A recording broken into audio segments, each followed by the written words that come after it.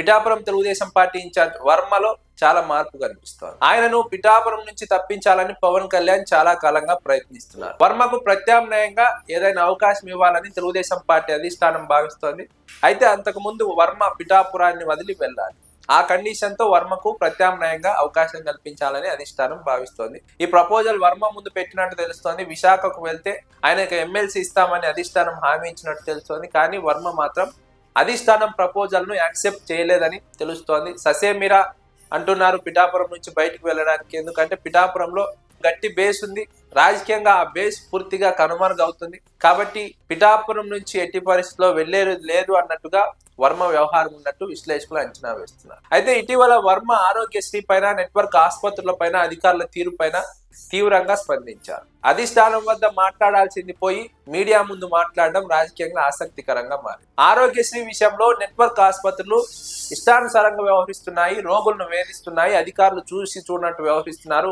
అధికారులు నెట్వర్క్ ఆసుపత్రులు కుమ్మక్కై ఆరోగ్యశ్రీ స్కీమ్ లో రోగులను తీవ్రంగా ఇబ్బందులు పెడుతున్నాయి, ప్రజలను ఇబ్బందులు పెడుతున్నాయని వర్మ సంచలన వ్యాఖ్యలు చేశారు. ఈ వ్యాఖ్యలతో వర్మ తెలుగుదేశం పార్టీ అధిష్టానానికి పరోక్ష హెచ్చరికలు ఇచ్చినట్టు రాజకీయ వర్గాల్లో ప్రచారం సాగుతుంది. ఎందుకంటే పిఠాపురంలో తనను కొనసాగించకుండా బయటికి వెళ్లాలని చెప్తే, లేదా ఏదైనా నిర్ణయం తీసుకుంటే తాను కూడా సిద్ధంగా ఉన్నాను నిర్ణయం తీసుకోవడానికి, అవసరమైతే అధిష్టానం పైన లేదా తెలుగుదేశం పార్టీ పైన పోరాడడానికి కూడా సిద్ధంగా ఉన్నాను, ప్రజాక్షేత్రంలో తేల్చుకోవడానికి సిద్ధంగా ఉన్నానని వర్మ పరోక్ష సంకేతాలు ఇచ్చినట్టు విశ్లేషకులు అంచనా వేస్తున్నారు. అందుకే వర్మ ఆరోగ్యశ్రీ గురించి, నెట్వర్క్ ఆసుపత్రుల దందా గురించి, అధికారుల తీరు గురించి బహిరంగంగా మాట్లాడారు.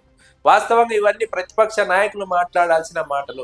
కానీ అధికారంలో ఉండి ఒక నియోజకవర్గానికి ఇన్ఛార్జ్ గా ఉన్న వర్మ మాట్లాడాలంటే వర్మ ఉద్దేశం అర్థం చేసుకోవచ్చు. ఆయన రాజకీయంగా చాలా క్లియర్ గా ఉన్నారు. తాను ఎటు వెళ్లేది లేదు, పిఠాపురంలోనే ఉంటాను, అధిష్టానం తనకు పదవి ఇచ్చినా ఇవ్వకపోయినా పిఠాపురంలోనే ఉంటాను అన్నట్టుగా మాట్లాడుతున్నారు. ఒకవేళ అధిష్టానం కనుక తనకు ఇష్టం లేని నిర్ణయం తీసుకుంటే, ఇబ్బంది పెట్టే నిర్ణయం తీసుకుంటే తాను కూడా తాడో పేడో తేల్చుకోవడానికి సిద్ధంగా ఉన్నట్టు వర్మ మాటలను బట్టి అర్థం చేసుకోవచ్చు అన్నది రాజకీయ వర్గాల్లో జరుగుతున్నటువంటి చర్చ. అందుకే వర్మ ఈ స్థాయిలో మాట్లాడారు. గతంలోనే పిఠాపురంలో అభివృద్ధి జరగలేదని మాట్లాడారు. జనసేన నేతల తీరు గురించి మాట్లాడారు, వారి అవినీతి గురించి మాట్లాడారు. అదే క్రమంలో ఇప్పుడు నెట్వర్క్ ఆసుపత్రుల గురించి, ఆరోగ్యశ్రీ గురించి మాట్లాడిన నేపథ్యంలో వర్మ స్పష్టంగా ఉన్నారు. పిఠాపురాన్ని వదిలి వెళ్లే పరిస్థితి లేదన్నట్టుగా ఉన్నారు.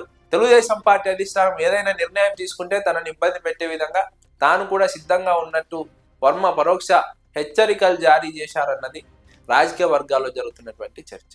మరోవైపు వైఎస్ఆర్సీపీలో జరుగుతున్నటువంటి పరిణామాలు, తెలుగుదేశం పార్టీలో జరుగుతున్న పరిణామాలు, జనసేనలో జరుగుతున్న పరిణామాలు కీలకంగా పరిశీలించినప్పుడు పిఠాపురం నియోజకవర్గంలో వర్మ వైసీపీ వైపు రావడానికి కూడా అవకాశాలు ఉన్నాయి. వర్మ అన్నిటికీ సిద్ధమై ఉన్నారు. అన్నిటికీ సిద్ధమైన నేపథ్యంలోనే ఇలాంటి మాటలు మాట్లాడుతున్నారు. తాడో పేడో తేల్చుకోవడానికి సిద్ధంగా ఉన్నారన్నది జరుగుతున్నటువంటి చర్చ.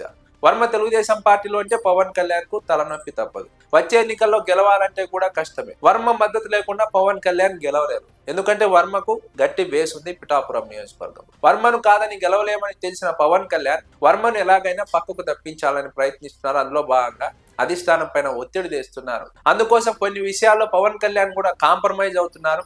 తెలుగుదేశం పార్టీ అధిష్టానం వర్మను పిఠాపురం నుంచి పక్కకు పంపితే చాలు అన్నట్టుగా పవన్ కళ్యాణ్ కొన్ని విషయాల్లో తగ్గి వ్యవహరిస్తున్నారు, కాంప్రమైజ్ అవుతున్నారు అన్నది రాజకీయ వర్గాల్లో జరుగుతున్నటువంటి చర్చ.